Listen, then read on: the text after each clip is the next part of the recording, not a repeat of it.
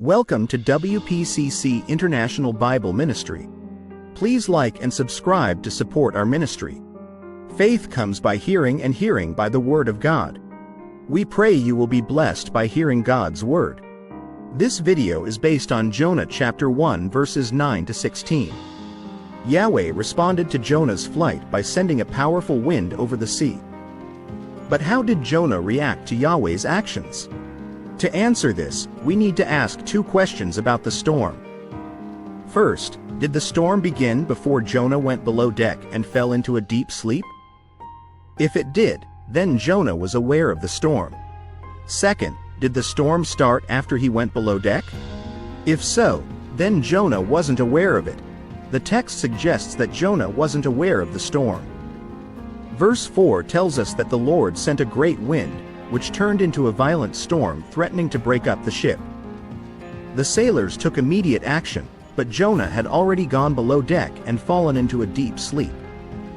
This indicates that while the storm raged on, Jonah was completely unaware of the danger. Rather than speculate on whether Jonah knew about the storm, it's better to focus on his response once he did become aware. In verse 6, we first see Jonah's awareness when the captain approaches him, asking, "How can you sleep? Get up and call on your God, maybe he will take notice of us so that we will not perish." In verse 7, the sailors tell Jonah that the lot has fallen on him as the cause of the storm.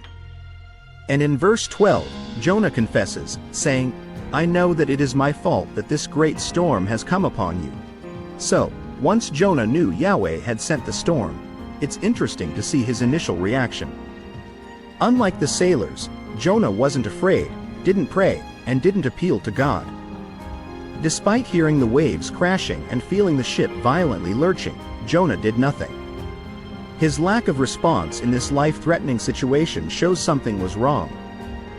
Jonah, a man of God, knew the storm was a result of his disobedience and that if he repented, it might subside, but he chose not to act. In contrast, the sailors did everything they could to avert disaster. This suggests Jonah wasn't in a good place mentally or spiritually. His disobedience had hardened his heart, leading to inaction that put lives at risk. Now, considering Jonah's response, we must ask, where did his disobedience lead him? The answer lies in his solution to the sailors' predicament. Jonah knew the storm was from the Lord, and despite knowing he could repent, he chose to be thrown into the sea. This suggests Jonah wanted to die. If there's any doubt about this, consider, what did Jonah expect when he was cast into the sea? Did he think Yahweh would rescue him? Did he expect to survive? It's unlikely. Jonah, hardened in disobedience, didn't seem to believe Yahweh would deliver him or that he'd survive. Repenting would have been easier, but Jonah preferred death over going to Nineveh, so he proposed being thrown overboard. The sailors, even with their lives at risk, didn't jump at this opportunity. They were reluctant to take Jonah's life, trying desperately to row back to land. But as the sea grew wilder, they realized they had no choice. Before casting Jonah into the sea, they prayed to the Lord, asking not to be held accountable for his death. Despite not being Israelites or schooled in God's moral law, the sailors showed a deep respect for the sanctity of life, demonstrating that God's law is written on every human heart. Their pricked consciences prompted them to pray. As we near the end of chapter 1, we see most of the narrative focuses on Jonah and the sailors. So, let's make one final contrast between them.